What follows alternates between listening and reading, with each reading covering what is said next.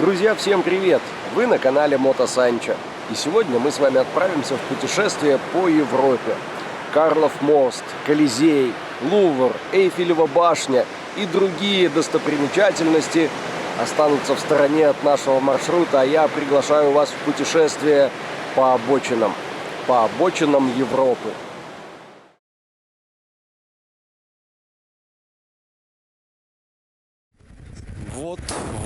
Вот она, заправочка. Кажется, здесь наличку возьмут.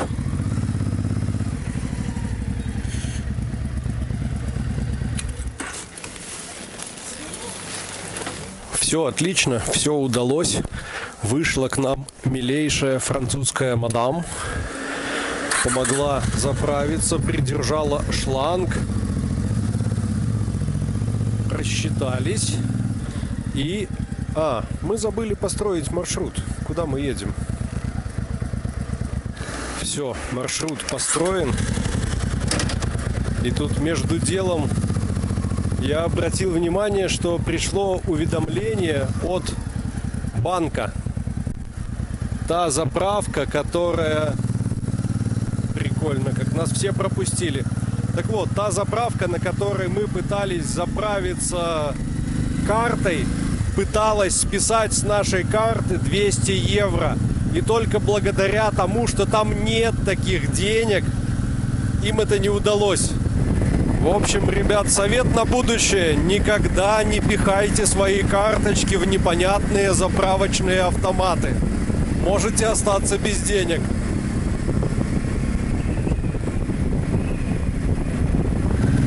Еще одна шутка от нашего навигатора. Мы едем. Бензин есть. Можем экспериментировать. Посмотрим, куда он нас заведет.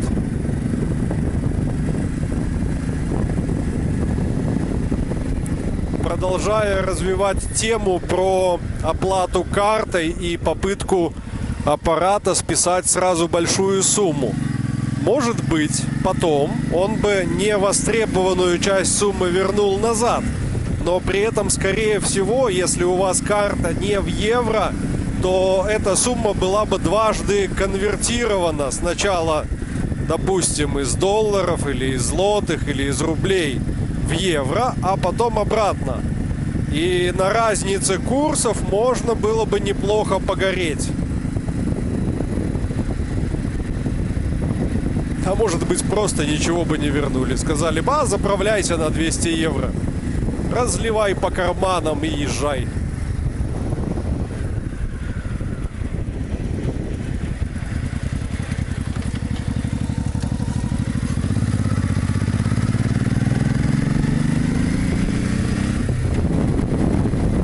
Какой необычный французский лес. Лиственный и такой весь поросший кустарником, непроходимый практически. Вау, а там старое шато.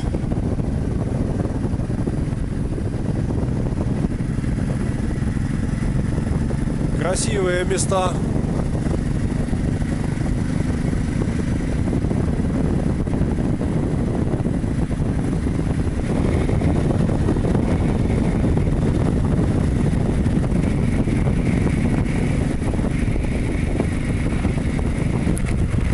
Так, куда бы нам поехать? Едем направо. И вот как вы думаете, часто ли в эти регионы Франции забредают туристы? Я думаю, приблизительно никогда. Когда бы еще мы могли оказаться на таких узеньких дорожках среди каких-то полей, лесов, посмотреть вот такие крошечные городки фермерские. И мне прям нравится. Я понимаю, что мы сейчас теряем много времени, едем медленно, но прям с удовольствием.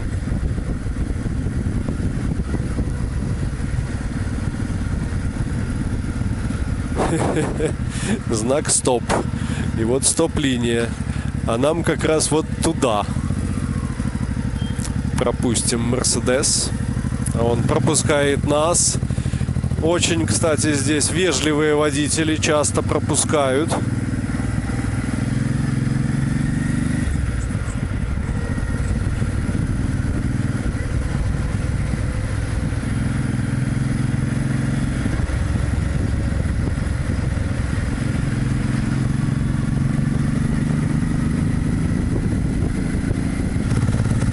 Читая всяческие вывески на зданиях во Франции, я узнал, что такие слова, как гараж и пассажир, французские. А мы к ним так привыкли и используем как свои.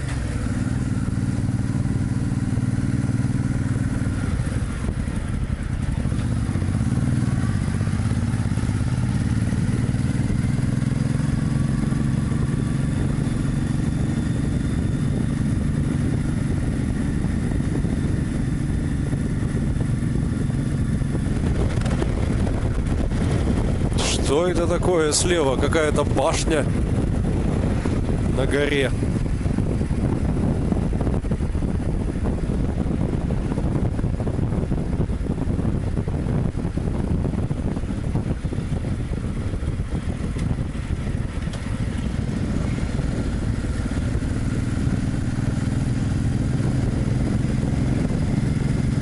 И еще одна башня. Это, судя по всему, была какая-то большая крепость.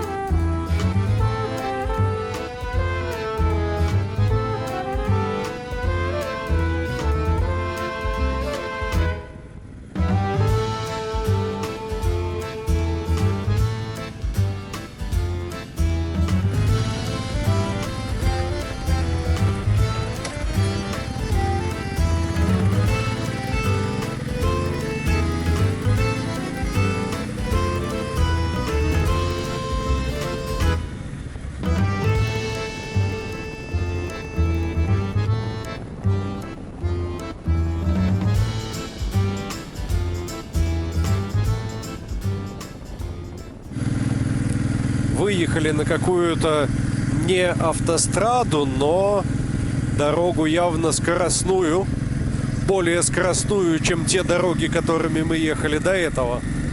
Здесь даже встречаются знаки 110. Правда, кольца идут одно за одним. Не успеваешь разогнаться, надо тормозить на следующем кольце. Вот смотрите, 90, все пошли в разгон, а через 850 метров следующее кольцо.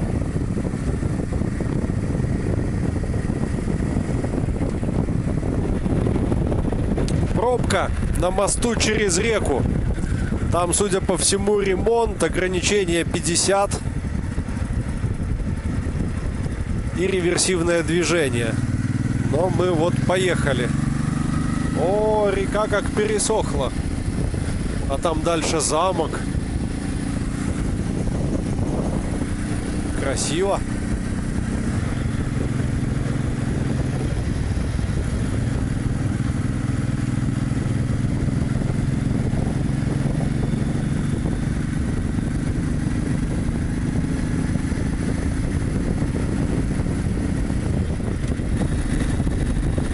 Какая открытая автоматическая автомойка. Брызги во все стороны. А я тут обратил внимание, что температура-то подросла до 25 градусов. Температура воздуха, я имею в виду. С температурой охлаждающей жидкости все в порядке. Помпа качает. Зарядочка 14,2. Отлично. идем по маршруту.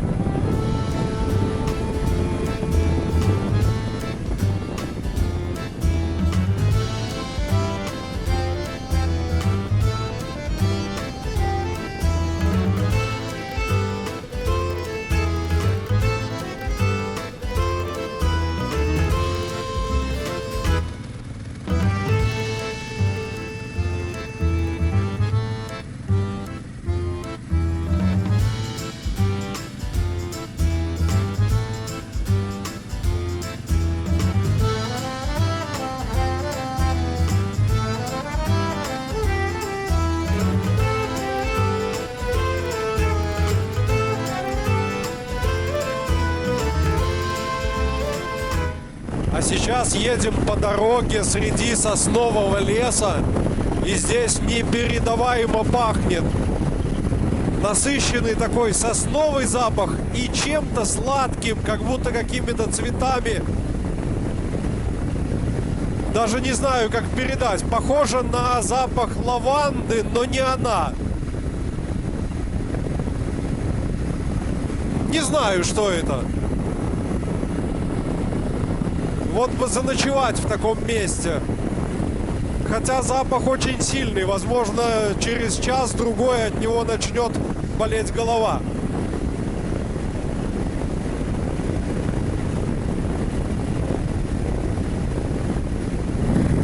И вот едем мы по этому лесу, смотрим по сторонам, а здесь довольно много съездов. Но все эти съезды закрыты. Вот, например, справа, видите, ворота. Я так подозреваю, что это все участки частного леса. Потому как и ворота разные, и заборы разные, и местами даже стоят почтовые ящики. То есть кто-то живет в лесу, у него там домик где-то в глуши.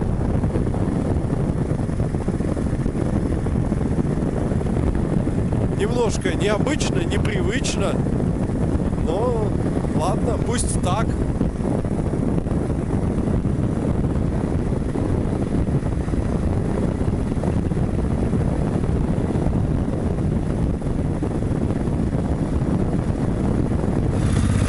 А вот и знаменитые французские кафе. Уличные столики, где можно посидеть с чашечкой кофе или бокальчиком вина.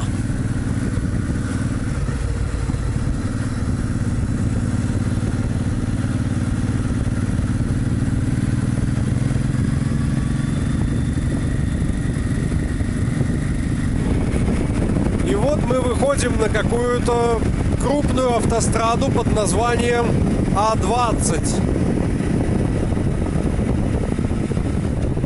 Тем временем пройдено почти 400 километров за сегодня. Солнце еще достаточно высоко. И если пройдем еще сотню, то будем молодцы. Будет выполнена норма в 500 километров в день.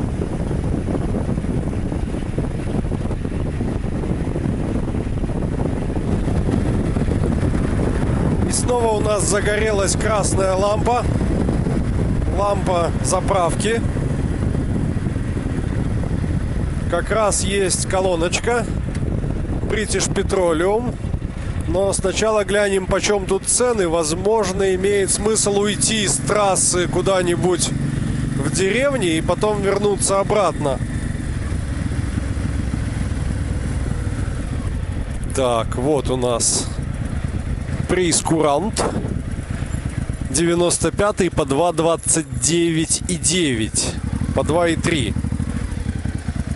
Нет, пожалуй, заправляйте такой бензин сами. А мы сейчас поищем в навигаторе.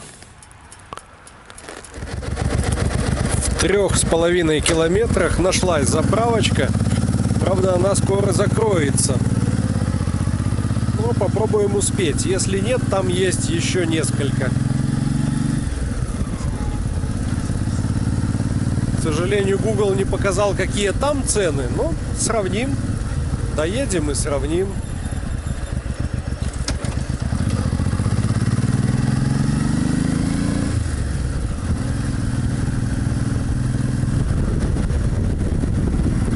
гляньте, с левой стороны какое-то огромное заброшенное здание. Или недостроенное. Как будто начали строить и потом бросили.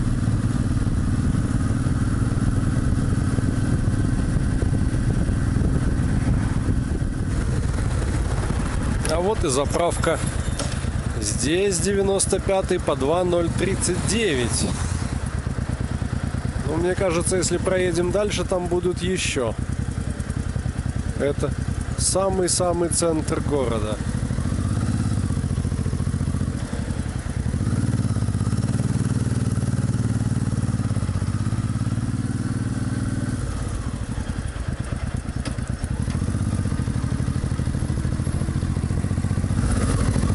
Я в навигаторе глянул, еще 2 заправки есть рядом, но обе уже закрыты. А это еще работает. Поэтому вперед-назад. И по-быстрому. Осталось буквально 8 минут до закрытия. Оп, делаем маневр. 95-й. Вот этот.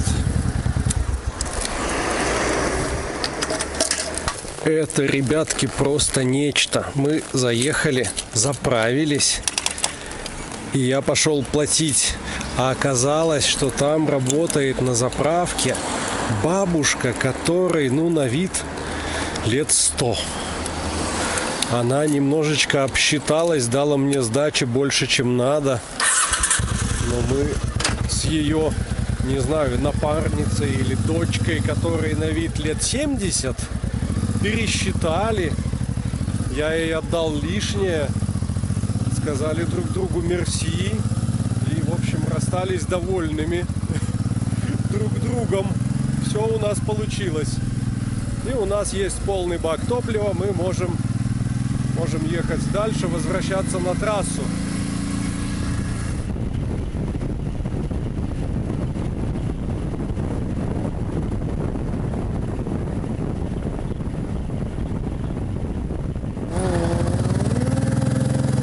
Сделали остановочку буквально на несколько секунд, чтобы Мишка с Танюшкой поменялись местами. И сразу остановился француз на BMW узнать, что случилось, в чем дело, может чем-то помочь. Ну, едем дальше.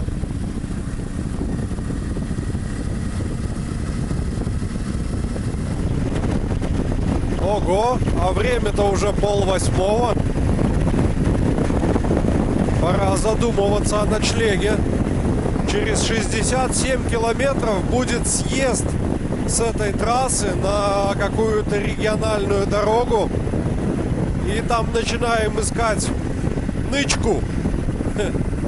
Место, где можно стать с палаткой так, чтобы нас никто не видел.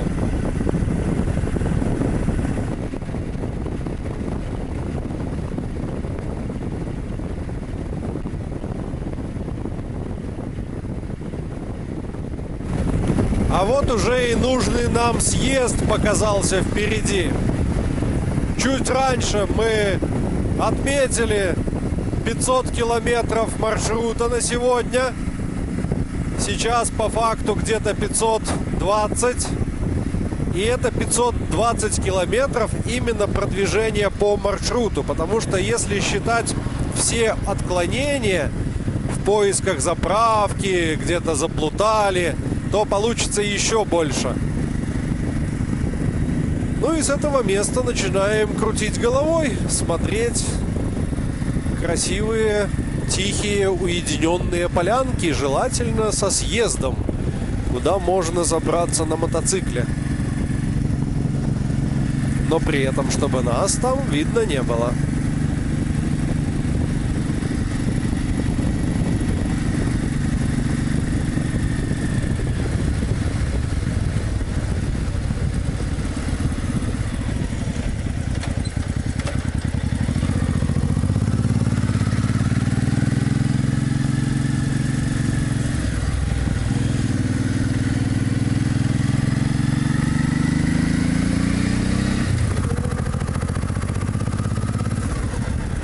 Очень-очень, ребят, перспективное место. бывшее место отдыха, которое почему-то отгородили от трассы вот этой насыпью. Фуры, ясно, что через эту насыпь не могут проехать. А мы? А пойду-ка я посмотрю ногами, может. Или поехали. Пройди ты вперед, посмотри, ямы есть?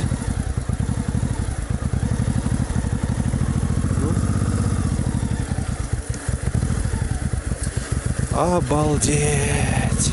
А теперь быстренько прыгай и ныкаемся. Садись, садись, садись. Вот за этот холмик. Прячемся, прячемся, прячемся, прячемся.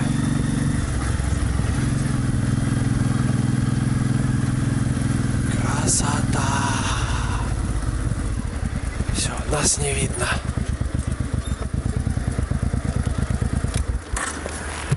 Вот и получается, что с той стороны, откуда мы заехали, нас не видно. Здесь насыпной какой-то холм, который закрывает нас от дороги.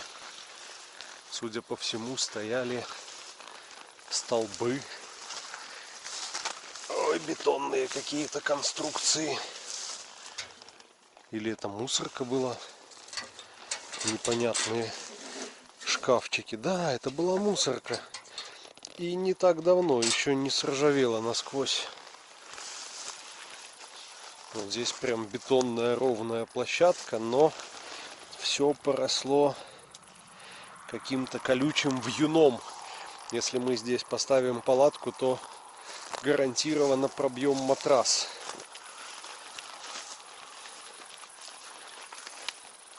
Здесь тоже бетонные какие-то обломки валяются. Еще одна мусорка. А, это был стол. Это был стол и лавочка. Рассыпались.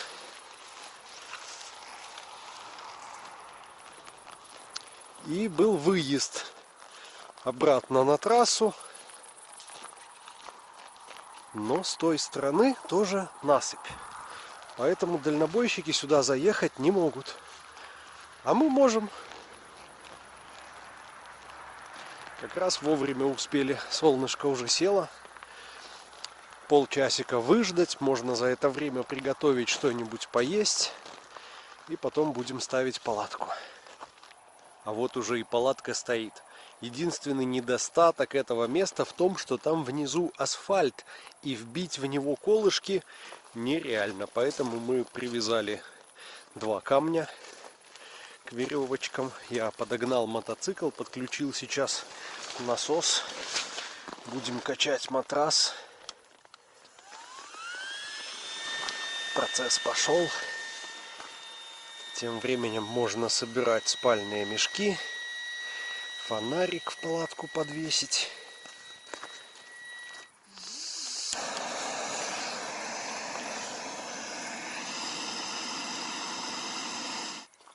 Готовим ужин. На ужин у нас лапша в томатном соусе. Уже заварена.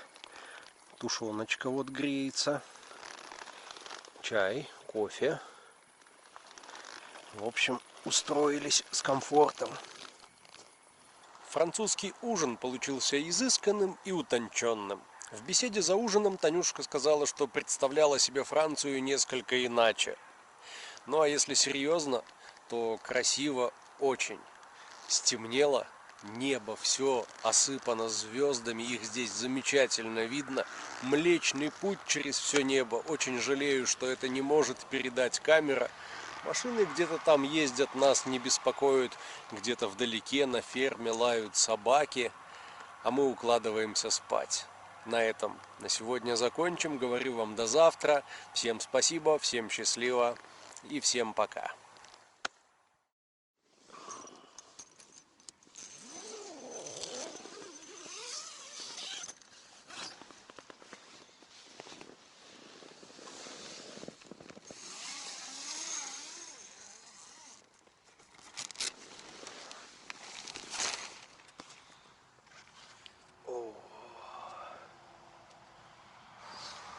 Друзья, всем привет, доброе утро, вы на канале Мото Санчо, и мы с вами во Франции. Мы проснулись.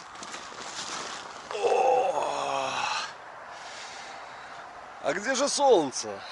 Вчера, когда ложились спать, я поставил будильник на 7 часов утра. Думал, встанем пораньше, соберемся, проедем побольше. Но когда будильник сработал в 7, было так холодно и так темно, что мы не встали. Будильник выключил, продолжили спать. И вот сейчас 8:15. Наша стоянка. Все вокруг покрыто росой.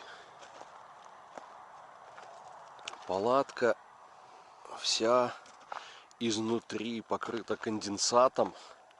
И за счет того, что мы не могли поставить колышки, видите, внешний купол слипся с внутренним. И из-за этого все боковые стенки мокрые. Эта вода стекала вниз. Местами подмокли вещи. Ноги, которые упирались там в противоположную стенку через спальник, промокли. И это все желательно бы подсушить, но для этого надо солнце. И я не понимаю, как так, 8:15, а солнца нет. Либо оно за этой тучей, либо еще не поднялось. Неясно. Но в любом случае надо вставать, умываться, завтракать. Место отличное, спалось хорошо, никто к нам не приехал, никто нам не помешал. И сны снились классные. Причем всем. Все вот сейчас проснулись. Ой, такой сон приснился интересный. Видимо, у этого места какая-то позитивная энергетика. Но главное, что радует, что дождя нет и достаточно тепло. Вот я сейчас в одной футболке вылез. Ну так, свежо, но не холодно.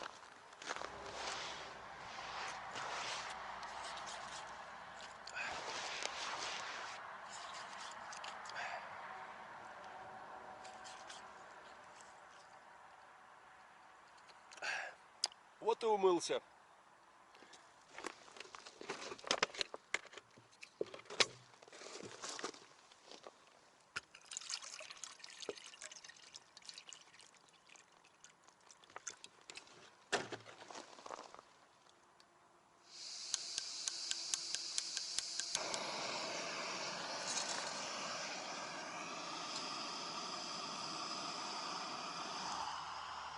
А вот, кажется, и пропажа нашлась. Большая серая туча уползла на восток и открыла солнце. Сразу все вокруг преобразилось. Правда, наш лагерь стоит в тени деревьев. Сушиться поедем вон туда. Но сначала завтрак.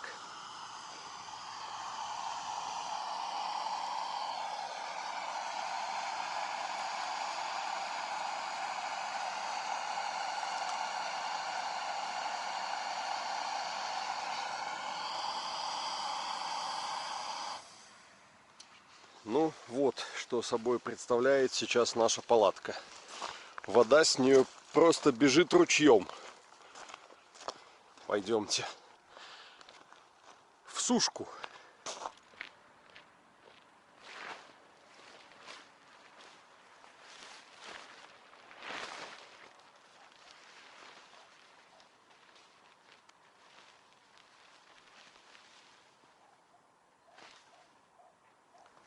Утренний контроль масла. Опускаем щуп, немного пошевелили. Оп. Половинка. Можно долить. Сколько мы прошли? 520 километров. Ну, грамм 100. Грамм 100 на 500. Танюшка тут внесла ценное уточнение. Мотоцикл-то стоит под уклоном. Прям видно. И все масло ушло вперед двигателя. То есть уровень, возможно, упал. Вчера стоял так, сегодня так. Но все равно долью. Лишним не будет. Хонду маслом не испортишь.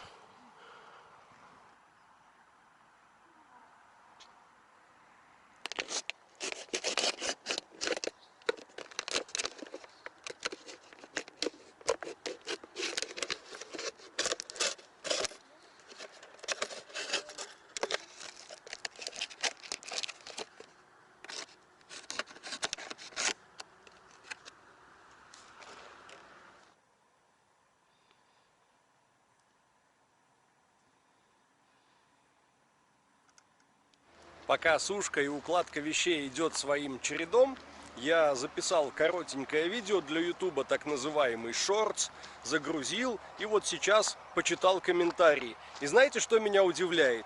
Очень многие спрашивают: Саня, почему нет длинных видосов? Когда будет большое видео об этом путешествии? Для того, чтобы появилось большое видео, надо весь отснятый материал отсортировать, отсмотреть, смонтировать, отрендерить и загрузить. И это занимает, в среднем 10 минут одной серии видео, 2 часа. Для этого нужен компьютер, для этого надо сесть серьезно, обстоятельно за столом, чтобы никто не мешал. И это 2 часа плотной, серьезной работы. Нет здесь ни компьютера, ни монтажных столов, ни интернета с высокой скоростью и безграничным доступом, поэтому большие видео будут, ребят. Вот вы сейчас их смотрите, да. Они будут недели через 2 после нашего путешествия. Мы вернемся, и я сразу сяду за работу. А пока мы едем.